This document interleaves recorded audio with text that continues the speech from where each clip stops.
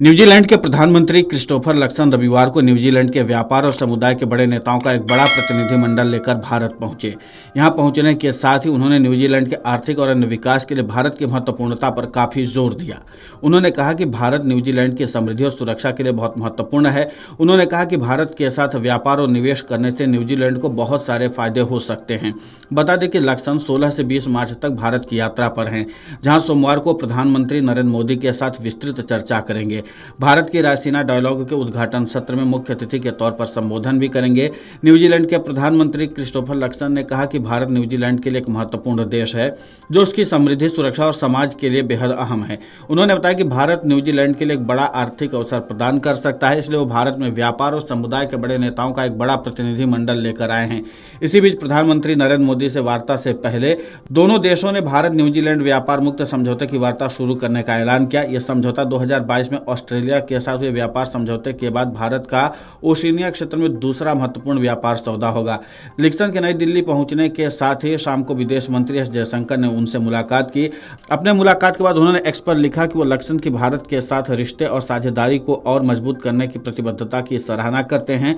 विदेश मंत्री doctor S Jaishankar ने यह भी कहा कि वो लक्सन की रायसीना डायलॉग 2025 में मुख्य अतिथि के रूप में भागीदारी का इंतजार कर रहे हैं। इसके अलावा लक्सन ने भारत के साथ एक मजबूत आर्थिक साझेदारी बनाने और द्विपक्षीय सुरक्षा संबंधों को मजबूत करने का इरादा जताया। उन्होंने कहा कि वो भारत के साथ व्यापारिक संबंधों में बड़े बदलाव की योजना बना रहे हैं और इस साझेदारी को आगे बढ़ाने के लिए दृढ़ संकल्पित हैं। इसके साथ ही लक्सन ने भारत के इंडो पैसिफिक क्षेत्र में एक महत्वपूर्ण शक्ति बताया। साथ ही प्रधानमंत्री मोदी से इस विषय पर चर्चा करने की इच्छा जताई। हम इस क्षेत्र में शांति और समृद्धि बनाए रखने के लिए और क्या कदम उठा सकते हैं। इसके साथ ही न्यूजीलैंड के व्यापार मंत्री टॉड मैकले के साथ वार्ता करने के बाद भारत के वाणिज्य मंत्री पीयूष गोयल ने एक्स पर एक पोस्ट में भारत न्यूजीलैंड के मुक्त व्यापार समझौते की वार्ता शुरू करने की घोषणा की। उन्होंने कहा कि हमें खुशी है कि हम इस समझौते की वार्ता शुरू कर रहे हैं, जो हमारी साझेदारी में एक महत्वपूर्ण कदम है। यह व्यापार संबंधों को और मजबूत करने और आर्थिक अवसरों को बढ़ाने के हमारे साझा उद्देश्य को दिखाता है। पीयूष गोयल ने यह भी कहा कि भारत और न्यूजीलैंड के बीच द्विपक्षीय व्यापार लगातार बढ़ रहा है और ये 2024-25 के दौरान $1 बिलियन अमेरिकी डॉलर को पार कर जाएगा। साथ ही उन्होंने एफटीए वार्ता के उद्देश्य पर जोर देते हुए बताया कि इससे व्यापार और उपभोक्ताओं के लिए नए अवसर खोलना है, जिससे दोनों देशों की आर्थिक वृद्धि और समृद्धि को बढ़ावा मिलेगा।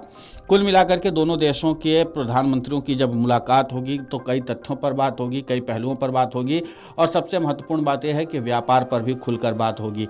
अब देखना यह होगा कि जिस तरीके से प्रधानमंत्री नरेंद्र मोदी से मुलाकात को लेकर के न्यूजीलैंड के प्रधानमंत्री जो लक्सन है वो लगातार उत्साहित दिखाई दे रहे हैं। अब इस मुलाकात के बाद भारत के प्रधानमंत्री नरेंद्र मोदी न्यूजीलैंड के प्रधानमंत्री लक्सन के साथ किन किन महत्वपूर्ण विषयों पर चर्चा करते हैं। जिस तरीके से प्रधानमंत्री लक्सन ने कई पहलुओं पर बातचीत की है और खासकर पैसिफिक क्षेत्र में जो शांति की बात उन्होंने की है, इसका पक्षधर तो भारत भी रहा है। ऐसे में जाहिर सी बात है कि भारत को एक नया और साथी मिल सकता है, जिसके नाते से भारत का पक्ष मजबूत होगा। हालांकि उन्होंने आर्थिक तौर पर भारत और न्यूजीलैंड के व्यापार को बढ़ावा देने की भी बात कही है। अब भारत और न्यूजीलैंड के बीच में जिस तरीके से वाणिज्य मंत्री पीयूष गोयल ने कहा है कि $1 बिलियन अमेरिकी डॉलर को पार करना उनका लक्ष्य भी है और ये पार हो भी जाएगा 2024-25 में, तो इसमें भारत और न्यूजीलैंड को कितनी सफलता मिलती है ये भी देखना दिलचस्प होगा।